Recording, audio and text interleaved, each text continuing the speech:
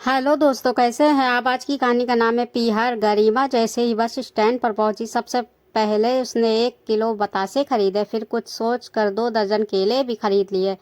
वो पूरे 30 साल बाद पीहर जा रही थी। उसे नहीं पता था कि पीहर में उसके भाई के कितने बच्चे हैं, उनकी शादियां हुई है या नहीं। 150 किलोमीटर का सफ़र तय करना था। उसके ससुराल के गांव से पीहर के लिए सीधी बस सेवा नहीं थी, बीच में बस बदलनी भी होती थी।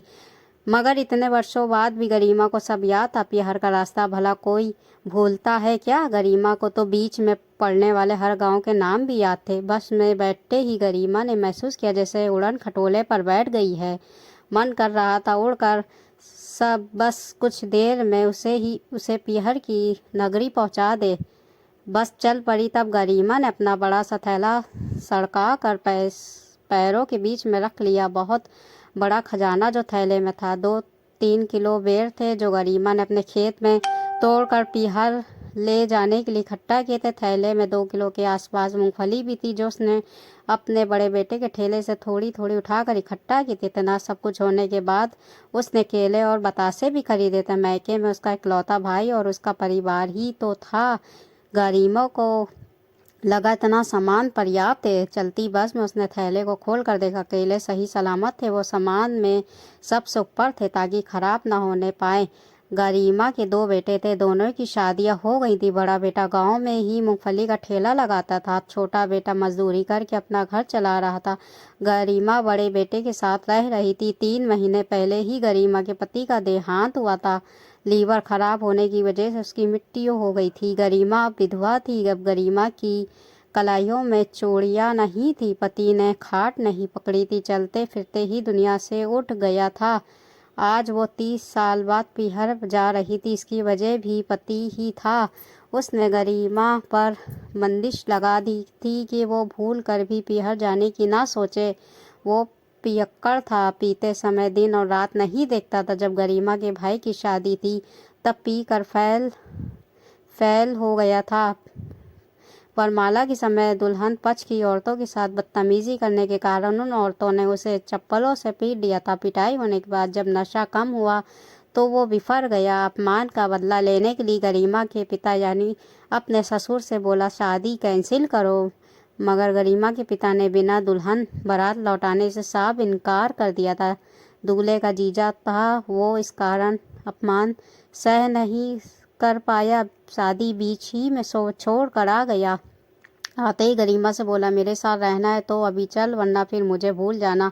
बेचारी गरिमा भाभी का मुंह भी नहीं देख पाई थी। बारात लौटने से पहले ही पति के साथ ससुराल जाना पड़ा था। उस दिन के बाद वो पीहर जाने के लिए तरसती रह गई थी। जब पीहर की याद सताती तब रो लिया करती थी। पीहर दूर होने के कारण उसे वहाँ की खबर भी नहीं मिला करती थी। जब माँ का देहांत हुआ तब भी उसे नहीं बताया गया। एक दिन पिता भी चल बसा था मगर गरिमा को नहीं जाने दिया गया।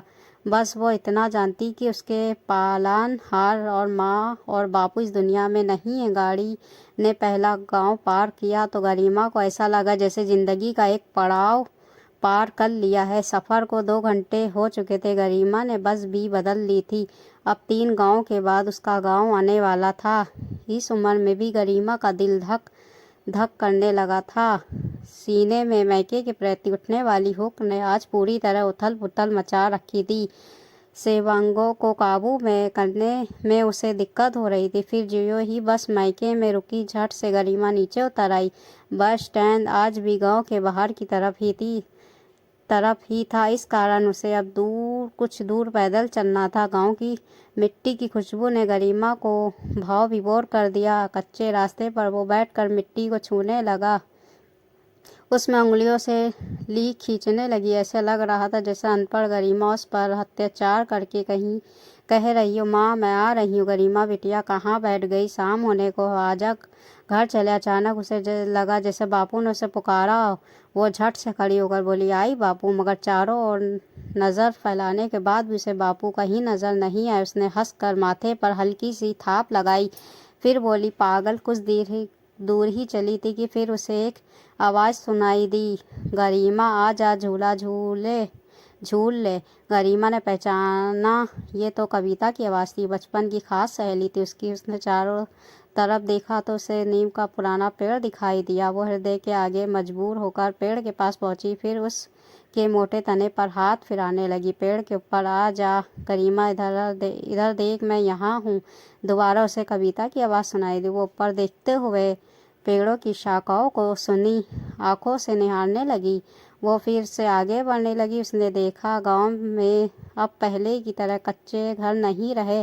रास्ते में सीमेंट की भी सड़कें बन गई थी, मगर गलियां तो वही थी जिन पर चलते हुए उसका बचपन गुजरा था, जिन पर चलते हुए उसने जवानी में कदम रखा था। सामने उसे गोपाल हलवाई की दुकान दिखाई दी, जहां वो बापू की उंगली पकड़ कर आया करती थी। फिर बापू उसे 1 रुपए की जलेबी दिलवाया करते थे। वो पूरी कुरकुरी जलेबियाँ कचर कचर खा जाया करती थी। दुकान के पास पहुंची तो देखा दुकान अब खंडर बन चुकी थी। गोपाल हलवाई की कोई संतान नहीं थी, इस कारण उसके गुजरते ही घर दुकान सब उजड़ गया था। थोड़ा और आगे चली तो उसे कुआं दिखाई दिया, जिससे वो माँ के साथ पानी भरकर ले जाया करती थी। घड़ा उठा दे गरिमा, किधर रह गई तू? अरे देर हो रही है, घर जाकर तेरे बापू के लिए रोटी भी तो बनानी है। आई माँ, कहते वो कुएं की तरफ लपकी। गरिमा को पागलों की तरह कुएं की तरफ जाते देख कर रास्ते में जाती दौड़ते रुक कर देखने लगी। उनमें से एक औरत बोली, कोई पागल लगती। गरिमा कुएं के पास पहुंची तो देखा कुआं अब भी टूट फूट चुका था। कुएं के पास अब नलकूप बन चुका था, जिससे गांव में पानी की सप्लाई हो रही थी। वो घर की तरफ चल दी। रास्ते में खड़ी औरतों की तरफ उसने देखा भी नहीं। जो ही घर के द्वार पर पहुंची, उसकी चाल तेज हो गई। चौक में खाट डाले हुक्का पी रहे भाई को देखते ही रो पड़ी। बोली, अखिलेश। ढलती सांस में भाई ने उसे गौर से देखा, फिर बोला, माँ बाप के मरे पर भी नहीं आ सकी, अब क्या लेना आई हो? वर्षों बाद भाई को देख रही थी, सोचा था गले से लगाएगा वो तो सारे दर्द भूल जाएगी, मगर उसने तो पहचानते ही विष उगलना शुरू कर दिया था। कैसे आती रहे? तुम लोगों ने मेरी शादी ही एक राक्षस से की थी जो पत्थर का बना था। अखिलेश की पत्नी भी बाहर निकल आई थी। आते ही बोली, कौन है जी ये? अखिलेश हिकारत से बोला, वही मेरी बहन है जो हमारी शादी वाले दिन अपने पति के साथ चली गई थी।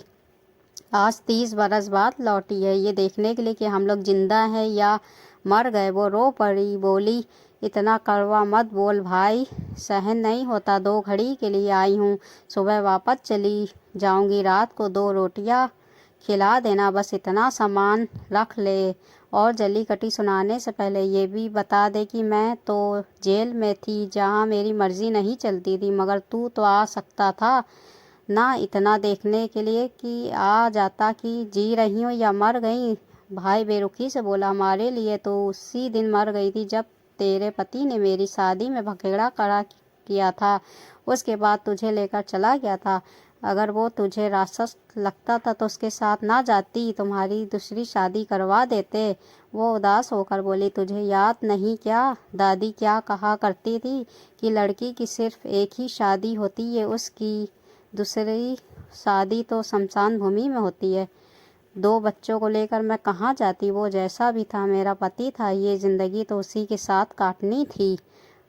अब वो इस दुनिया में नहीं है, तब सोचा तुम लोगों को देख लो, मगर तू तो बदल गया है रे। तू वो भाई है ही नहीं जो मेरी आंखों में आंसू देखकर माँ बापू से लड़ पड़ता था। वो थैले को ज़मीन पर रख कर बोली, इसमें बच्चों के लिए कुछ लाई थी, उन्हें दे देना, ज़्यादा महंगी चीज़ें नहीं है, गरीब बहन हूँ, जितना बन पड़ा ले आई। 30 सालों से जिस बिहार के लिए रोती रही, आज उससे भी मन भर गया, अब चलती हूँ।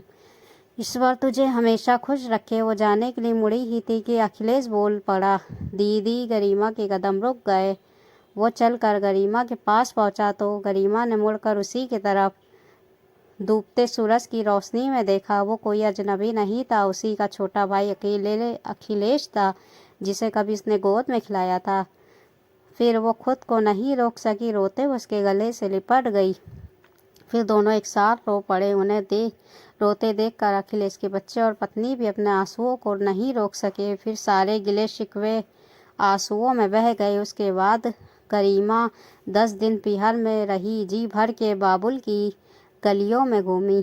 दोस्तों, ये कहानी कैसी लगी? अच्छी लगी हो तो लाइक, सब्सक्राइब और शेयर ज़रूर कर दीजिएगा। मिलते हैं अगली कहानी के साथ।